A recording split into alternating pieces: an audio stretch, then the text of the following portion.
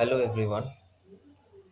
Today I am going to explain my second capstone project about regression.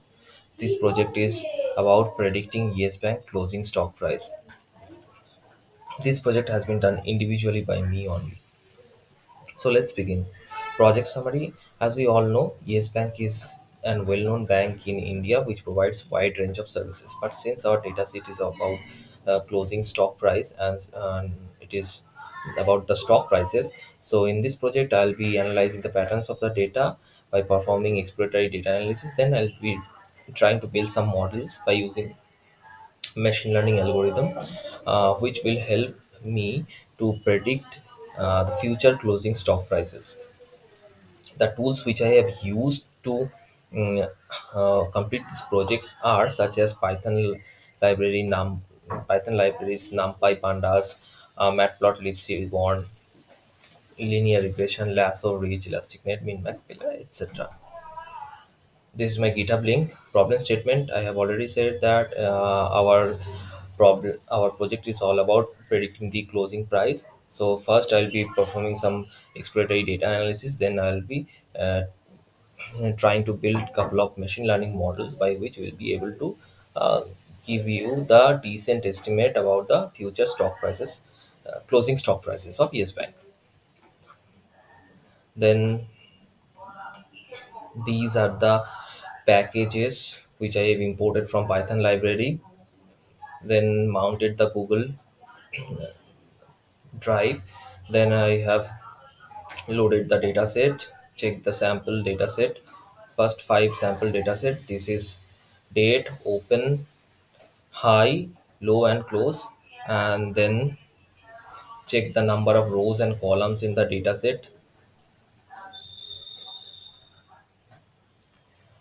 Also, I have, sorry, as you can see, there are 185 rows and 5 columns in the dataset. Between 5 columns, 4 are independent variables and 1 is target variable, which is our uh, which we will have to predict for future. Then I have checked the info. Info will help us to know that type of the informations, and date is an object type, and apart from that, all are the float type object. Then I have checked the duplicate and missing values. As you can see, there are no duplicate and missing values in our dataset. The same thing I have mentioned over here. What did you know in the section of what did you know about your dataset? It has a 185 rows and 5 columns, and there are two type of data in our dataset. One is float and another one is object, and there are no missing or null values. Then these are the number of columns in our dataset: date, open, high, low, and close. Then check the describe, which will give us an idea about our data set. This is the mean of the open column, mean of high column, mean of low, then close, then standard deviations. Minimum value of open is 10, and maximum value of open is 369.95. Likewise, variables. These are there are only five variables in our data set. Date defines the date, month, and year of that particular day, and likewise open is the opening price of that particular day. High is the highest stock price of that particular day, and low is the lowest stock price of that particular date. Close is the closing stock price. Then I have checked the number of unique values, also try to visualize some of the unique values individually. These are the unique values for high and open column. Then in the data wrangling section, I have made a copy of our data set, so that the original data set remains the same, and anything which I will be performing will be performing in the copy of the data set. And then also I have checked the copy of our data set sample. Here is the copy of our dataset sample, and since the date format is not formatted in a proper format, so I have formatted the date column in year, month, and date format, and again check the sample. So now you can see the date is formatted in year, month, and date format. So till now I have only done one manipulation to our data, which is formatting the date column. That's it. Then comes the univariate analysis, which is our exploratory data analysis part. In the univariate data analysis section, you can see I have started with close column, which is our target variable. You can see the data is positively skewed, which is a problem definitely for linear regression or regressions. Then in the second part, I have tried to see all other individual independent variables. So here you can see all other individual variables are the distribution of other individual variables are here is the yeah, here is the individual variables distributions here. Just an Yeah, this is the this is open column, which is having, you can see, which is almost having the positively, the data is positively skewed. Similarly for high, this is also positively skewed. Low, this is also positively skewed. And close column at last, this is also positively skewed. So all the data here are positively skewed, which is a problem for regression, linear regression. Then in the next chart, just try to see the distribution of the date column. It is equally distributed. It's not that important. Then comes the bivariate analysis. Here I can see I have shown the relationship of the closing price with the year.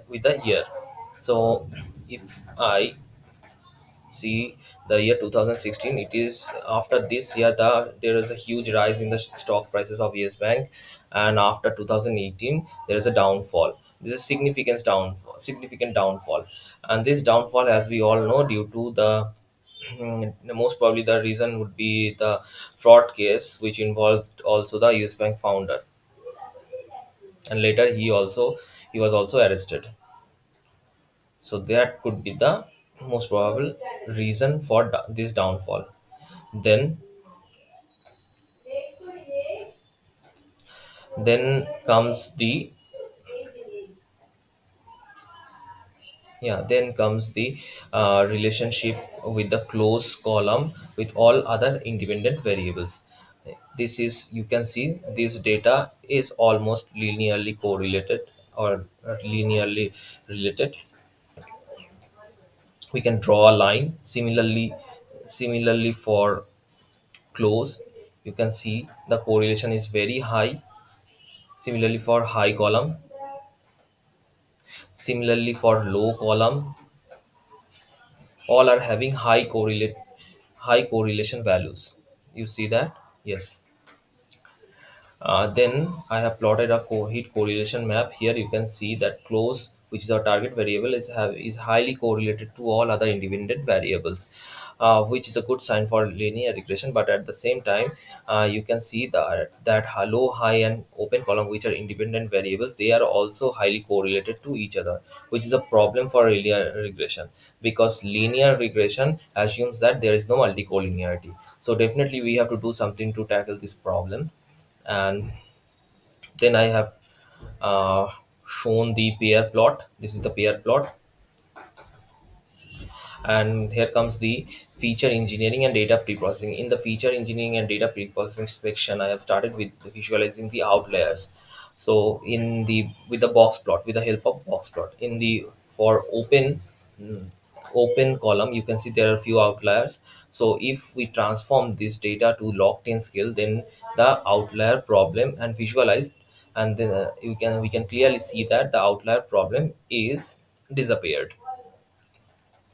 So by this way we can handle the outlier problem. Similar thing we have done with the I have done with high column as well. Similarly, with the low column, that is, there are few outliers in the low column, and once I transform the data to the log10 scale and visualized it, we can see that there are no outliers. And at last, the close column, which was positively skewed. So we know that to handle the positively skewed data, we can take the help of log 10 scale to approx the data to normal distribution. So that is the same thing which I have done to the close column, which is our target variable here. Then I have changed the date to index, and then I have generated a new feature as average to tackle the multicollinearity problem, which is the open mean of open, high, and low column for each row. And then again check the head of the data. You can see that new feature has been generated as average, and it is showing after the close column. And then I have assigned the dependent variable and independent variables respectively, and again transform the x and y variables, dependent and independent variables, to the locked in values. I have mentioned the same reason which which I have just said now, that to tackle the multicollinearity, to tackle the outlier problem, to tackle the highly skewed, positively skewed data, I have transformed the data first to the locked-in scale. Then I have generated, and also I have generated a new feature as average. Here I have checked the variance inflation factor, which is an indication of which indicates, actually basically it indicates the multicollinearity of the dependent and independent variables. Here you can see these numbers are pretty much low, and it is acceptable. And it is the transformation of the dependent and independent variables. Then I have splitted the data into 80-20 part, that is 80% goes to the train set, and 20% goes to the test set. Then I've scaled the data with the help of min-max scaler, to make sure that each and every independent variables contribute almost equally to the analysis. I have scaled the data, and also to make the data, since the datas are not normally distributed, I have used this min-max scaler. Then I've started with my first model is a simple linear regression model. I've applied a simple linear regression model and check the coefficients check the coefficient and intercepts, and also shown the check the predicted values, sorry train values train values and the actual predicted values, and then check the model performance. You can see the model performance is very good here.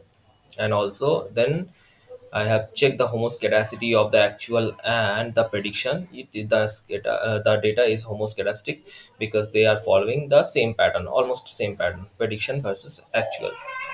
Then here is the evaluation matrix calculation, and this is the evaluation matrix summary for linear regression. Mean squared error for linear regression is 69.9297658, and root mean square error 8.36 likewise. And also check the mean absolute error percentage performance, uh, in terms of the prediction and the actual. it is also it is also very good. Then I have tried ridge regression with cross validation, where I have assigned multiple values of alpha, which is our hyperparameter, and applied the grid search cross validation to tune our hyperparameter, and it gave us an output that hyperparameter value 0.01 is the best for our prediction. And same thing I have applied. And then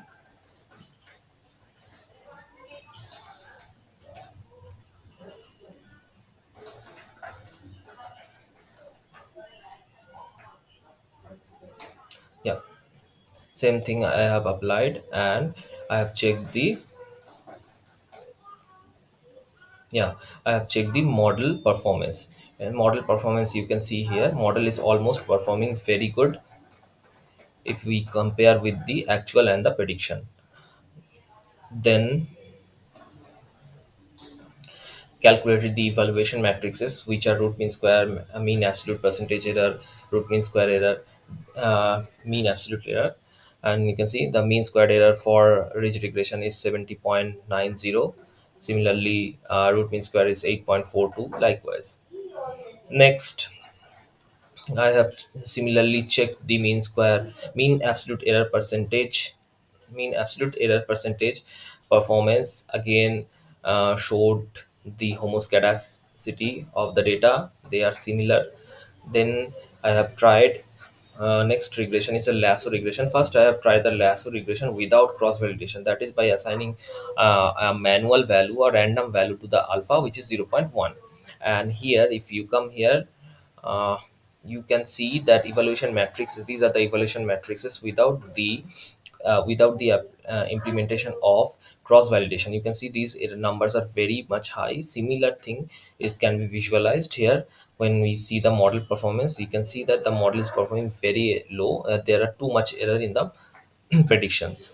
So to tune our hyperparameter, I have again used the grid search CV. Since I have assigned pre-assigned all the values of alpha, the ranges of ranges. So and the data set is very small, so I have used here the grid search CV. I have not used any random search CV, and by using grid search CV, I get here the best value of alpha for lasso regression is 0.0001, and after use applying the cross validation, definitely we can see the model performance is improved, and also the the evaluation matrices numbers are also improved. You can see here mean square error is reduced to 73, mean absolute error is reduced to 5.14, and same thing I have made a summary of same I have mentioned under data frame for lasso regression. Mean square error 73.944 and 38 likewise. Check the homoscedasticity, same. Again check the mean absolute percentage error. Then I have again applied the elastic net regression. First I have applied the elastic net regression without the cross validation, where we can see the model performance is not very good. It's actually and it's actually there are too much error in the prediction. And after applying the cross validation, we can see the model performance here, which is that. And this is the, by seeing here we can say that the model is performing extremely well after applying the cross validation. Then check the homoscedasticity, then again check the mean absolute percentage error, it is performing very good. Then I have made a evaluation matrix summary, and in for each model you can see that for elastic regression the root mean square and the r2 square, since it is a regression problem, so I have taken a root mean square error evaluation matrix as for our business impact, uh, to make the positive business impact and to explain the importance of the to explain the accuracy of the model. So because this root mean square error not only indicates the difference between the actual and prediction, it also indicates the large error in our data set or in our prediction. So that is the reason I have taken the root mean square error as our main evaluation matrix uh, here. So you can see that these numbers are this number is slightly better than the all other. If we combine together, if we combine see that root mean square and r2 score, it is better than the all other, it is better, it is slightly better than the all other models. So after that, I have tried one more regression model, which is random forest regression. It, however, it was also giving a very good performance. It was also giving a very good performance, and I have mentioned the reasons. It says which hyperparameter optimization technique have you used. I have mentioned the reason already that I have used here the grid search CV, since the dataset is very small and I already predefined the ranges of the alpha values. And which evaluation metric? Yes. Have you seen any improvement? Note down the improvement with updates. Evaluation metric score chart. Yes, I have already shown that after applying the cross validation, the model performance was impressively improved. There's a huge improvement in the model performance. And I have also mentioned one example as a mean square mean absolute percentage error before it was 75, and after applying cross validation it was reduced to 0.04, which is very much impressive. Evaluation metrics: did you consider a positive business impact and why? As I have said, since this is related to regression, so I would choose root mean square error metrics for since I have already said that it is all not only measures the difference between the actual and prediction, it also indicates the large errors in our prediction. Then, which ML model? I have already said that elastic from the Lasso and elastic regression. From all the above models, Lasso and elastic net regressions are uh, performing very good. We can choose any one of them for now, but if you say to choose one, only one model, then I would go with the elastic net, since the R2 score and R mean square number together, in together they are slightly better than the all other models. Then comes the conclusion: the data set contains does not have any missing values, null values, or the duplicate values, which made our analysis easy and smooth.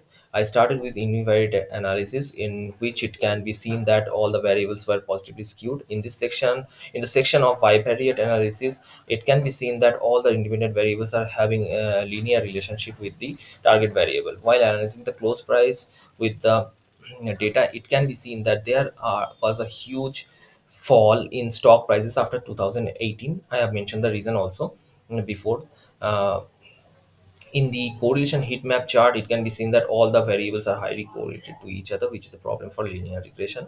In the box plot section, it can be seen there are few outliers in the independent variables. Also, the date column was formatted in the year, month, and date format. To tackle the outliers, skewness, and multicollinearity, the data was transformed to log 10. Then the new feature was generated as average. At last, I have tried five models in order to predict the closing stock prices and finally found that elastic net regression is the best performing among them, since it has better R2 score and the root mean square compared to all other evaluation metrics values. That's it about my project. Thank you.